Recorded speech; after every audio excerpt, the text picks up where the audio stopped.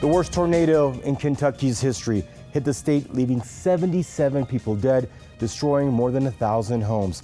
Now, climate change shows its devastating face with rare storms, winds, and tornadoes in many states of America.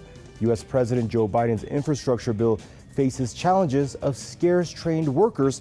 So can the main culprit of climate change also pose as a leader of fighting this phenomenon? Will Americans change their lifestyles drastically and abandon consumerism to stop Earth's annihilation?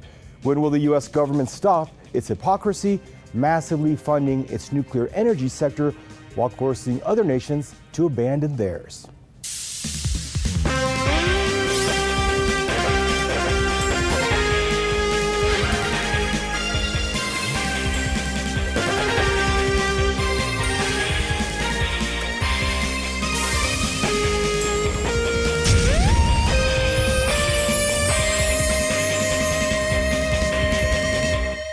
Twisters on the loose. Hello, everyone, and welcome to We the People. I'm your host, Daniel Arya. And in this episode, we'll speak about the recent tornadoes in America, what the government is doing to fix its deteriorating infrastructure in light of the passing of the infrastructure bill. Will that bill bring hope to poor communities? Who is responsible for climate change? And will the U.S. succeed in reversing these natural disasters and their devastating impacts? In this episode, we're pleased to have our two guests on our show, James Carey, who is a commentator and activist, and Don DeBar, who's also an activist, commentator, and radio host. Please stay tuned. Multiple tornadoes are rare and unusual in December, but that's exactly what happened in many states in America.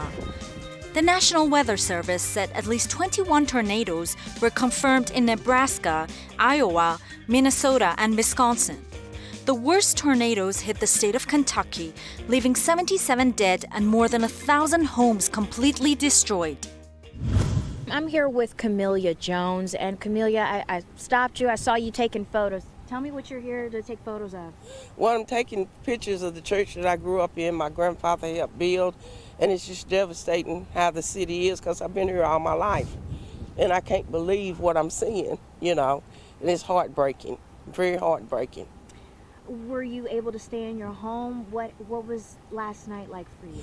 Well, I got in my closet, and my house shook really, but it didn't really cause any damage. But this morning, it's swimming pools and the barn that's across the street from me. Parts of it is in my yard, wires are down. It's just devastating. I've never seen anything like this before in my life, in my entire life. Officials say it could be days before the full extent of the damage from the dozens of tornadoes which hit the South and Midwest in early December is actually known. Kentucky, Tennessee, Arkansas, Illinois, Missouri, and Mississippi were all struck by dozens of tornadoes on the eve of December the 11th. It was an unusual outbreak created in part by unreasonably warm temperatures.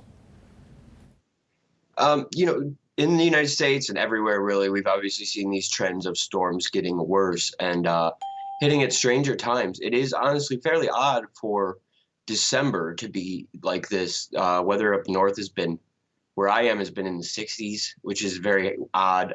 It's been incredibly warm.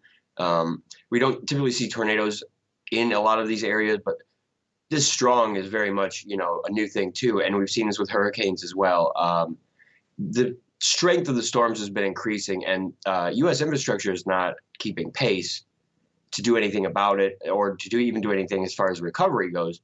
So the severity of the storms has gotten worse and the response has gotten worse. But you can see that these things are happening in places that have no infrastructure prepared for them, like Houston with the hurricanes a couple of years ago.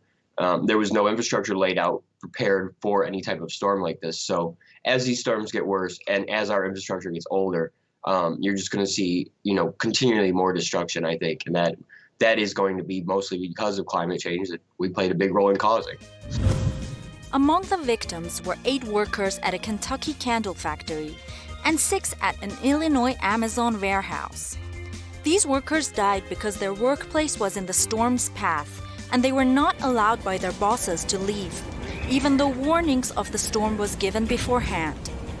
Managers at the Kentucky factory had threatened to fire the workers if they left, and Amazon workers said they were told not to leave in advance of the storm.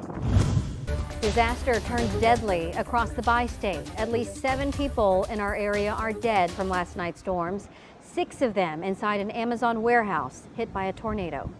You're taking a live look now at the warehouse where the roof collapsed and walls came down.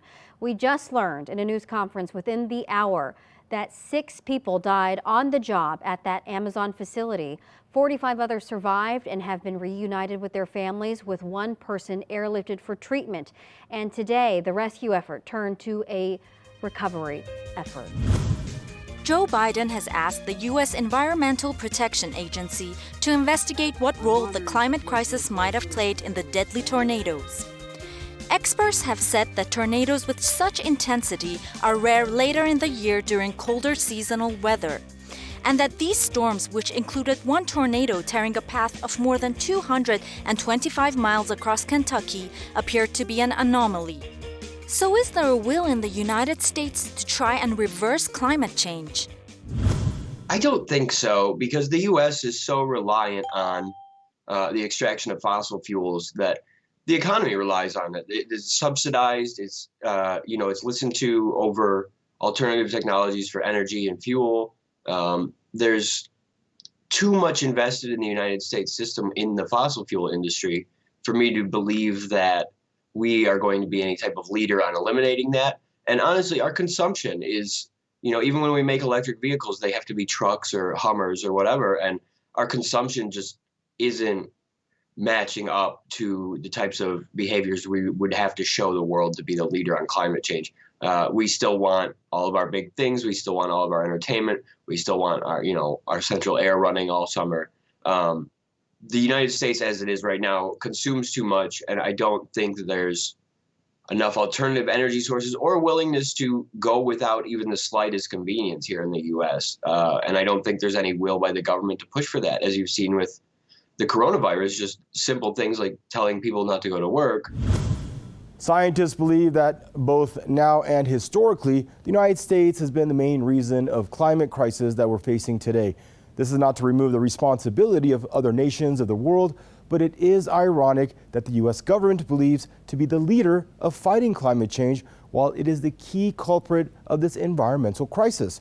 Now, can the biggest perpetrator also be the leader of the fight against it? Yeah, it's an interesting contradiction that we're looking at here. The country that is the biggest offender, if we consider the release of carbons into the atmosphere as an offense, and if it's having a negative impact on the climate and on the health and well-being of the planet and people and other living things on it, then it is, of course, that. The United States, the world's first car culture, with the beginning with the industrial age here, population of approaching 100 million, now 350 million people or something, burning probably per capita as much or more fossil fuels as anyone else on the planet. That has changed some. The U.S. is the biggest culprit. It has been proposing and trying to implement solutions, but it continues to burn at a rapid rate. And it wants to use the international concern about this issue as a weapon against the rising competitors, as it sees them, in China particularly, and in India and other places where people are now suddenly able to afford to heat their homes and have transportation of their own and such. And so they're starting to burn fossil fuels. And the Americans are saying, well, you're overloading this system, and they want them to stop. There's a lot of absurdities and contradictions involved in this, for sure. Now, U.S. President Joe Biden finally signed the $1.2 trillion Infrastructure Investment and Jobs Act just last month, but some experts believe the bill falls short of solving the equity issues of the country. For instance, the bill primarily adds funds to existing federal programs and lacks naming the people and places in need, and states are not obligated to use funds in disinvested communities. One may ask, who stands to benefit the most from this bill? Wall Street and whoever else makes policy here in the United States, but particularly in this instance, Wall Street's been trying to monetize nature, as Marx said, to commodify it, but actually monetize natural processes like photosynthesis, transpiration, things that would be alternatives and or are outside of even this particular discussion. Everything that moves, they want to figure out a way to make money on it. Well, moving trillions of dollars out of the taxpayer's pocket to the coffers of the federal government, who then writes checks to private people, is the perfect place for this kind of feeding festival to take place. And so when we look at the Build Back Better bill, for the infrastructure bill, the investment legislation, the whole piece of legislation and the companion bill, you have to consider that if the price tag, say, is $100 billion to do this, that maybe, I don't know, $50, a million, 10 million, 50 million is going to be applied to the problem, and the rest is going to be profiteered and taken off to Switzerland or Curacao or whatever to some private bank account. Another issue the implementation of the bill faces is scarcity and shortage of skilled workers. Labor experts and economists say there's simply not enough money to educate and develop the hardy stream of skilled workers needed for all those critical roles that would be established once the bill is implemented. Also, during the pandemic, there was a massive loss of workforce, and the construction industry is still facing a shortage of 430,000 workers. Will the hopes of the underprivileged communities be met in this bill? If you look, for example, at the implications in practical terms on the ground for black folks and also for the poor generally, of having America's first black president, actually black people in the United States suffered the largest loss of net worth during his 2 terms as president as they had since the Civil War. And let that sink in. And people had a great deal of hope then, hope and change. This is while West Virginia Democratic Senator Joe Manchin declared that he would not support Biden's social and climate spending bill. With an evenly split Senate, the Democrats need all members to vote for the legislation. However, in the infrastructure bill on climate change, $62 billion was given to the U.S. Department of Energy to deliver a more equitable clean energy future. We asked our guests about the status of nuclear energy in the U.S. I'm not sure that the U.S. is going to do much for nuclear energy here. We have some, I have several plants in my home state, but we don't rely on it heavily. We're obviously nowhere near like a France as far as the use of nuclear power. Our reactors are probably not even as advanced as Iran's, honestly, because research has been stifled here since 3 Mile Island and Chernobyl to make, and again, by the fossil fuel industries, which is so intertwined with our economy.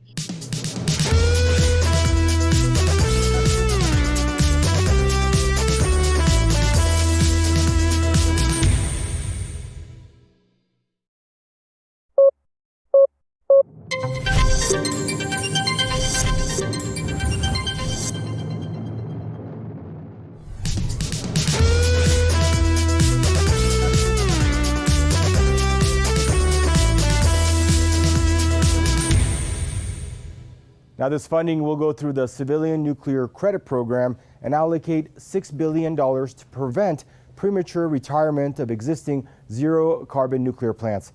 Bill also allocates $2.5 billion for advanced nuclear research and development. U.S. spends billions of dollars to develop clean energy through nuclear development, while at the same time putting pressure and sanctions on countries like Iran, which want to do the same.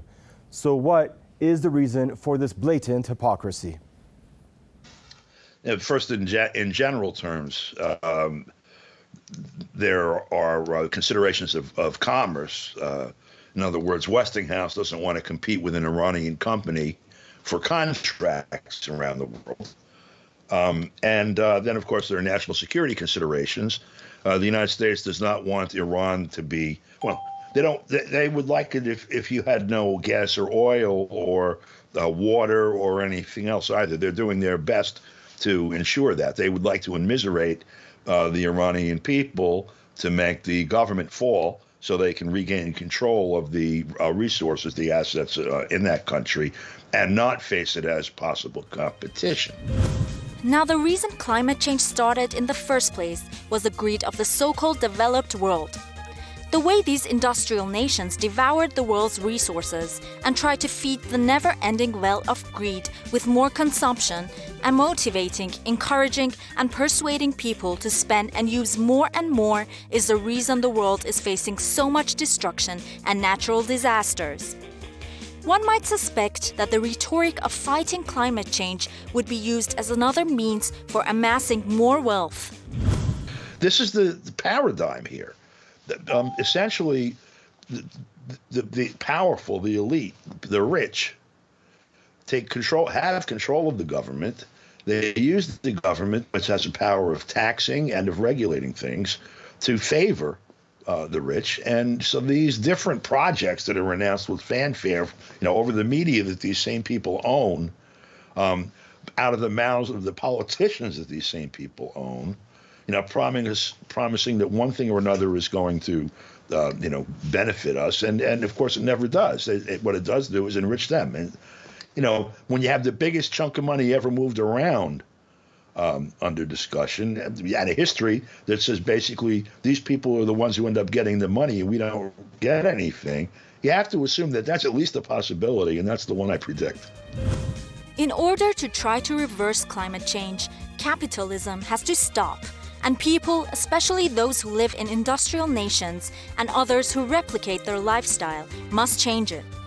Would people so used to consumerism be willing to change their lifestyle in order to save the world? With the United States, with capitalism, how it is here, there's just no push to actually break ourselves from the types of resources we use and the types of pollution and waste that we, make. There's no way to limit that because we have no will to do so, and there's no one who's going to make the large companies do so. And I don't see the state stepping in on that because the state will always try to do what's best for those large firms and those big cartels of business. So I just don't see anyone making a push to actually change our consumption habits, to change how we, use things or reuse things. And I imagine we'll continue to be the most wasteful country as far as talks about climate or pollution go. Now, it doesn't seem that America has decided to make any meaningful change. People, multinational companies, and governments seem to be racing for more consumption, and most of their solutions rely on becoming more resilient, like constructing storm breakers or building stronger structures, instead of changing the way they operate so as to solve the root of the problem.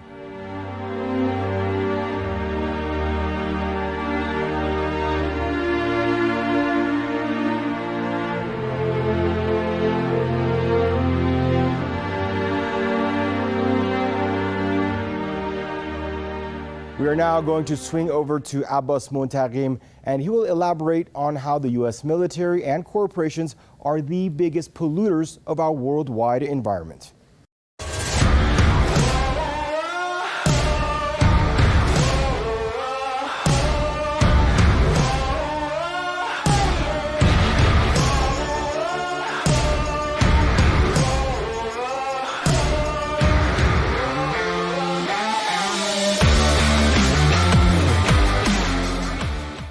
Peace and welcome back to Power to the People. Today on the show, we're going to talk about climate change. Oftentimes, climate change, it gets reduced by Western media as individuals using, too many straws, or even to the individual who chooses whether or not they want to recycle. And don't get me wrong, recycling is important. But in reality, climate change, it can't be just blamed solely on the individual choice. But rather, we got to focus on the systems and the forces that are in power. And the biggest polluter in the world that is having the biggest effect on the climate of the earth is the United States regime. The U.S. military and European and American corporations, they are looting countries throughout the world, and they are leaving a path of destruction, not only to people, but also to the earth itself. Capitalism, colonialism, and imperialism, they're not only threats to humanity, but it's a threat to the planet as well as its climate. So let's get straight to the facts.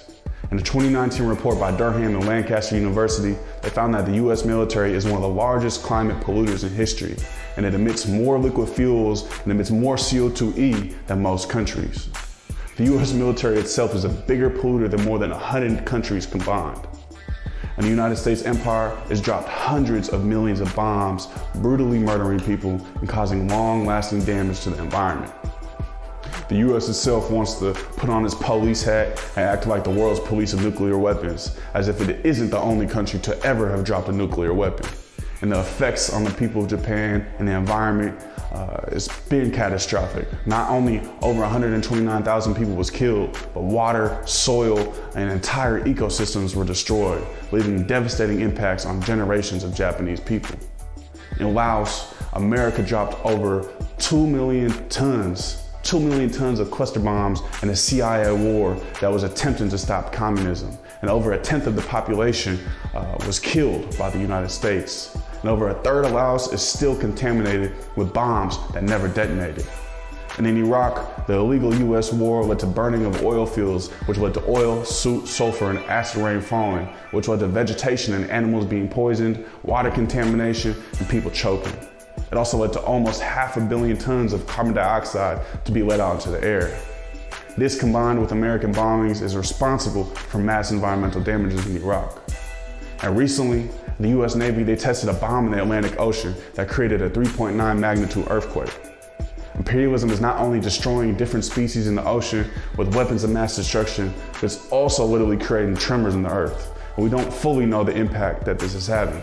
You know, I know one thing, man-made earthquakes ain't good, and these imperialists cannot be doing what they're doing to this environment. It is destroying people's lives, it is destroying the world, and it's leaving long-lasting damage to the environment, which causes climate change. I could go on and on and on about the terror that the US military causes to the people and to the planet, as the US is always in a perpetual state of war. But if we look at the climate change movement, which has largely been dominated by liberals, they rarely discuss the role that US imperialism has had on the planet. As we know, liberals themselves, they ain't nothing but some warmongers. And one of these so-called liberal solutions to climate change has been moving towards electric cars. Gavin Newsom, who was the governor of California, he signed an executive order that by 2035, all new cars and passenger trucks gotta be zero-emission vehicles. While this might sound like a good thing, it's clearly a band-aid solution. And oftentimes, we're told that this is good for the planet. But in reality, the raw materials that is being produced for Teslas and electrical vehicles, the raw materials, they're being stolen from Africa. Cobalt is one of the materials they use, and cobalt, it comes from the Congo. Glencore, a European multinational corporation, is one of the many corporations that are responsible for the looting of resources from the continent. Through this process, they damage the environment through blasting and electricity consumption that cobalt mining requires. Not only that, but the carbon dioxide and nitrogen dioxide are highest from cobalt mining. Cobalt mining also uses child slave labor, and under capitalist imperialism, the exploitation of labor and the damage to the climate go hand in hand. And Glencore itself has not only caused damage in the Congo, but has also been accused of causing acid rain in Zambia. And this is exactly what capitalism, colonialism, and imperialism does. It must be understood that climate change is a result of capitalism, colonialism, and imperialism. It is a result of these Western empires which seek to dominate the world. And if we are truly going to stop climate change and truly want to save the planet, we must fight against capitalism, we must fight against imperialism, and we must fight against colonialism, and we must free the land from European domination and control. The self-determination of oppressed people is vital for the survival of the planet. This is Power to the People.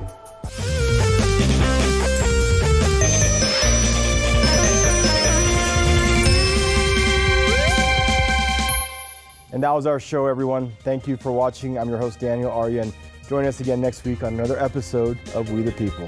Bye-bye for now.